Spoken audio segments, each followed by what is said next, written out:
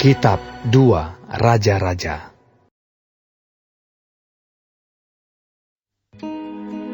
Dalam tahun ke-17 zaman Pekah bin Remalia, Ahaz anak Yotam Raja Yehuda menjadi raja.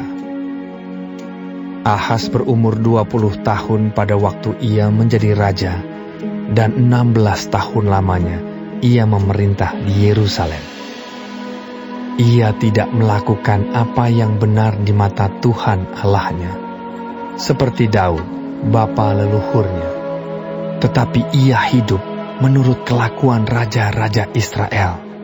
Bahkan dia mempersembahkan anaknya sebagai korban dalam api, sesuai dengan perbuatan keji bangsa-bangsa yang telah dihalau Tuhan dari depan orang Israel. Ia mempersembahkan dan membakar korban di bukit-bukit pengorbanan, dan di atas tempat-tempat yang tinggi, dan di bawah setiap pohon yang rimbun.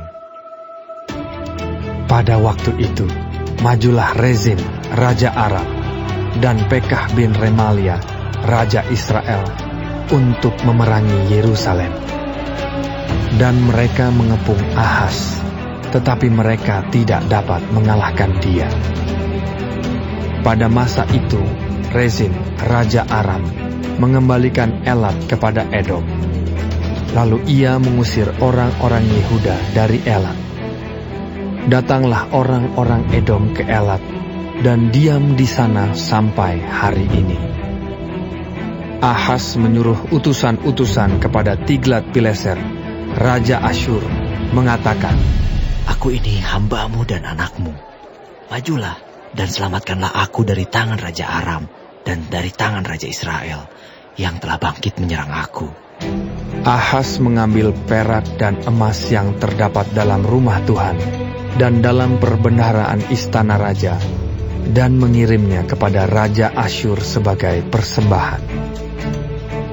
Maka Raja Asyur mendengarkan permintaannya dan maju melawan Damsyik, merebutnya dan mengangkut penduduknya tertawan ke Kir, tetapi Rezin dibunuhnya. Sesudah itu pergilah Raja Ahaz menemui Tiglat-Pileser Raja Asyur ke Damsyik. Setelah Raja Ahaz melihat mesbah yang ada di Damsyik, dikirimnyalah kepada Imam Uria ukuran dan bagan mesbah itu, menurut buatannya yang tepat. Lalu Imam Uria mendirikan mesbah tepat seperti keterangan yang dikirimkan Raja Ahaz dari Damsyik. Demikianlah dibuat Imam Uria menjelang datangnya Raja Ahaz dari Damsyik. Setelah Raja pulang dari Damsyik, maka Raja melihat mesbah itu. Lalu mendekatlah Raja kepada mesbah itu, naik ke atasnya, membakar korban bakarannya dan korban sajiannya, mencurahkan korban curahannya di atas mesbah itu, dan menyiramkan darah korban keselamatannya kepadanya. Tetapi ia menyuruh menggeser mesbah tembaga yang ada di hadapan Tuhan dari depan rumah Tuhan, dari antara mesbah baru dengan rumah itu, dan menaruhnya di sebelah utara mesbah baru itu. Kemudian Raja Ahaz memerintahkan kepada Imam Uria, "Bakarlah di atas mesbah besar itu korban bakaran pagi, korban sajian petang, juga korban bakaran dan korban sajian raja. Lagi korban bakaran dan korban sajian dan korban-korban curahan seluruh rakyat negeri. Dan siramkanlah kepadanya segenap darah korban bakaran dan segenap darah korban sembelihan. Tetapi mesbah tembaga itu adalah urusanku." Lalu Imam Uria melakukan tepat seperti yang diperintahkan Raja Ahaz. Setelah itu Raja Ahaz memotong papan penutup kereta penopang dan menyingkirkan bejana pembasuhan dari atasnya. Juga laut itu diturunkannya dari atas lembu tembaga yang mendukungnya dan ditaruhnya di atas alas batu. Selanjutnya demi Raja Asyur, disingkirkannya dari rumah Tuhan serambi tertutup untuk hari Sabat yang telah didirikan pada rumah Tuhan, juga pintu masuk untuk raja yang di sebelah luar. Selebihnya dari riwayat Ahaz dan apa yang dilakukannya, bukankah semuanya itu tertulis dalam kitab sejarah Raja-Raja Yehuda? Kemudian Ahaz mendapat perhentian bersama-sama dengan nenek moyangnya, dan ia dikuburkan di samping nenek moyangnya di kota Daud. Maka Hizkia, anaknya, menjadi raja menggantikan dia.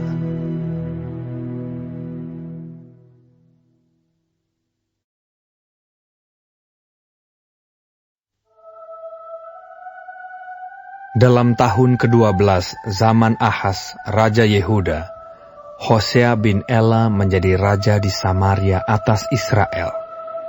Ia memerintah 9 tahun lamanya. Ia melakukan apa yang jahat di mata Tuhan, tetapi bukan seperti raja-raja Israel yang mendahului dia. Salmaneser, Raja Asyur, maju melawan dia.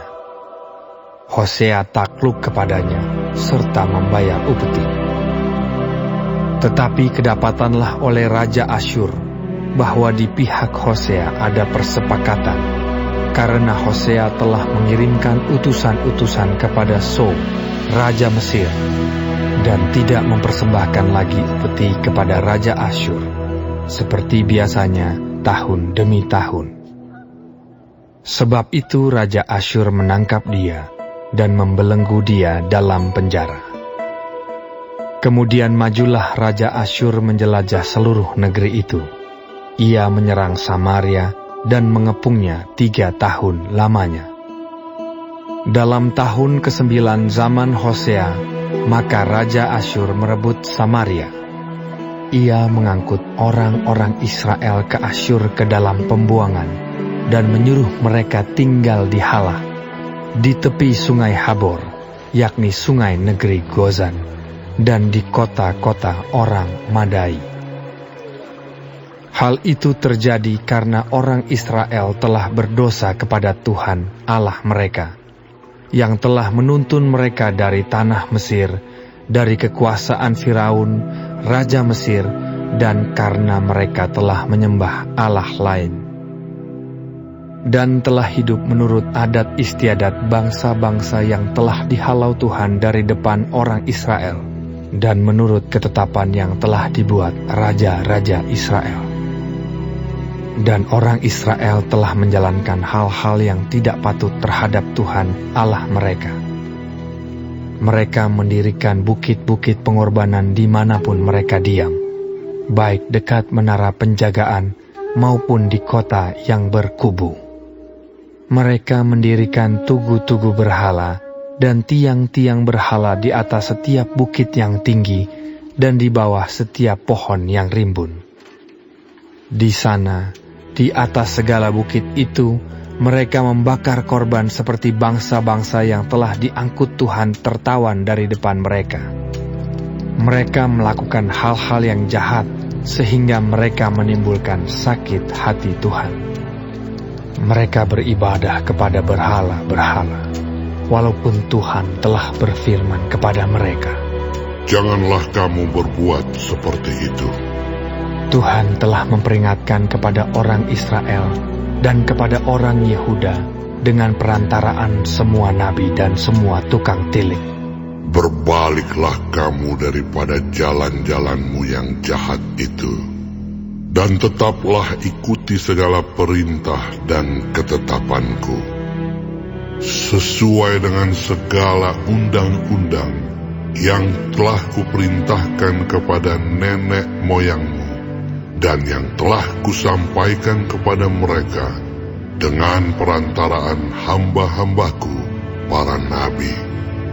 Tetapi mereka tidak mau mendengarkan, melainkan mereka menegarkan tengkuknya seperti nenek moyangnya yang tidak percaya kepada Tuhan Allah mereka. Mereka menolak ketetapannya dan perjanjiannya yang telah diadakan dengan nenek moyang mereka, juga peraturan-peraturannya yang telah diperingatkannya kepada mereka. Mereka mengikuti dewa kesia-siaan, sehingga mereka mengikuti bangsa-bangsa yang di sekeliling mereka, walaupun Tuhan telah memerintahkan kepada mereka, janganlah berbuat seperti mereka itu. Mereka telah meninggalkan segala perintah Tuhan, Allah mereka, dan telah membuat 2 anak lembu tuangan. Juga mereka membuat patung Asyera, sujud menyembah kepada segenap tentara langit, dan beribadah kepada Baal.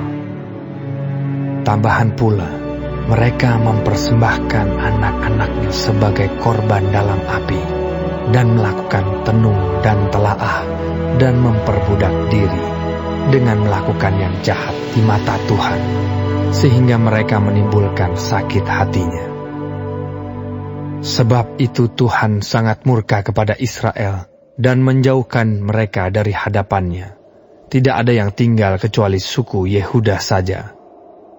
Juga Yehuda tidak berpegang pada perintah Tuhan, Allah mereka, tetapi mereka hidup menurut ketetapan yang telah dibuat Israel.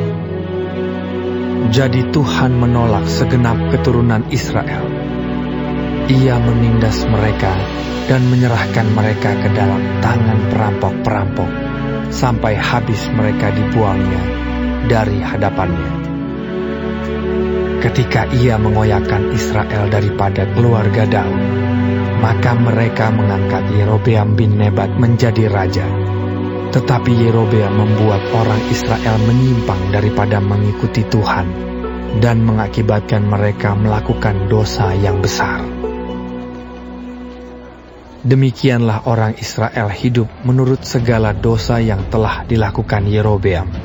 Mereka tidak menjauhinya, sampai Tuhan menjauhkan orang Israel dari hadapannya, seperti yang telah difirmankannya dengan perantaraan semua hambanya, para nabi.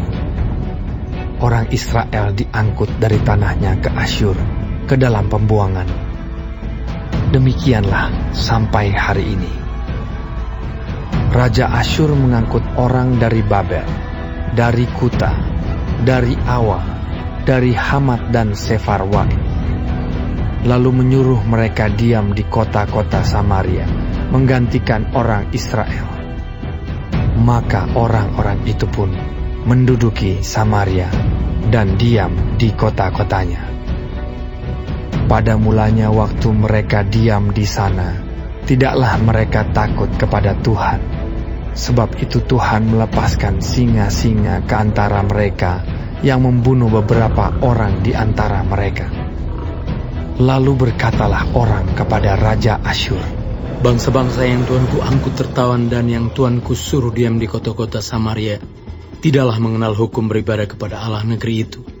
Sebab itu dilepaskannyalah singa-singa ke antara mereka, yang sesungguhnya membunuh mereka, oleh karena mereka tidak mengenal hukum beribadah kepada Allah negeri itu. Lalu Raja Asyur memberi perintah, suruhlah pergi ke sana salah seorang imam yang telah kamu angkut dari sana ke dalam pembuangan. Biarlah ia pergi dan diam di sana dan mengajarkan kepada mereka hukum beribadah kepada Allah negeri itu. Salah seorang imam yang telah mereka angkut dari Samaria ke dalam pembuangan pergi dan diam di Betel. Ia mengajarkan kepada mereka bagaimana seharusnya berbakti kepada Tuhan. Tetapi setiap bangsa itu telah membuat allahnya sendiri dan menempatkannya di kuil di atas bukit-bukit pengorbanan yang dibuat oleh orang-orang Samaria. Setiap bangsa bertindak demikian di kota-kota yang mereka diami. Orang-orang Babel membuat patung Sukot Benot, orang-orang Kuta membuat patung Nergal, orang-orang Hamat membuat patung Asima, dan orang-orang Awa membuat patung Nibas dan Tartak. Orang-orang Sefarwaim membakar anak-anak mereka sebagai korban bagi Adramelech dan Anamelech, para allah di Sefarwaim. Di samping itu mereka berbakti kepada Tuhan dan mengangkat dari kalangan mereka imam untuk bukit-bukit pengorbanan. Maka orang-orang inilah yang melakukan ibadah bagi mereka di kuil di atas bukit-bukit pengorbanan itu. Mereka berbakti kepada Tuhan, tetapi dalam pada itu mereka beribadah kepada Allah mereka sesuai dengan adat bangsa-bangsa yang dari antaranya mereka diangkut tertawa. Sampai hari ini mereka berbuat sesuai dengan adat yang dahulu. Mereka tidak berbakti kepada Tuhan dan tidak berbuat sesuai dengan ketetapan, hukum, undang-undang dan perintah yang diperintahkan Tuhan kepada anak-anak Yakub yang telah dinamainya Israel. Tuhan telah mengadakan perjanjian dengan mereka dan memberi perintah kepada mereka. Janganlah berbakti kepada Allah lain. Janganlah sujud menyembah kepadanya. Janganlah beribadah kepadanya. Dan janganlah mempersembahkan korban kepadanya. Tetapi Tuhan yang menuntun kamu dari tanah Mesir dengan kekuatan yang besar dan dengan tangan yang teracung, kepadanyalah kamu harus berbakti. Kepadanyalah kamu harus sujud menyembah dan mempersembahkan korban. Tetapi kamu harus berpegang kepada ketetapan-ketetapan, peraturan-peraturan, hukum dan perintah yang telah ditulisnya bagimu, dengan melakukannya senantiasa dengan setia. Dan janganlah kamu berbakti kepada Allah-Allah lain. Janganlah kamu melupakan perjanjian yang telah kuadakan dengan kamu, dan janganlah kamu berbakti kepada Allah lain, melainkan kepada Tuhan Allahmu. Kamu harus berbakti, maka Ia akan melepaskan kamu dari tangan semua musuhmu. Tetapi mereka tidak mau mendengarkan, melainkan mereka berbuat sesuai dengan adat mereka yang dahulu. Demikianlah bangsa-bangsa ini berbakti kepada Tuhan. Tetapi dalam pada itu, mereka beribadah juga kepada patung-patung mereka. Baik anak-anak mereka maupun cucu cicit mereka melakukan seperti yang telah dilakukan nenek moyang mereka sampai hari ini.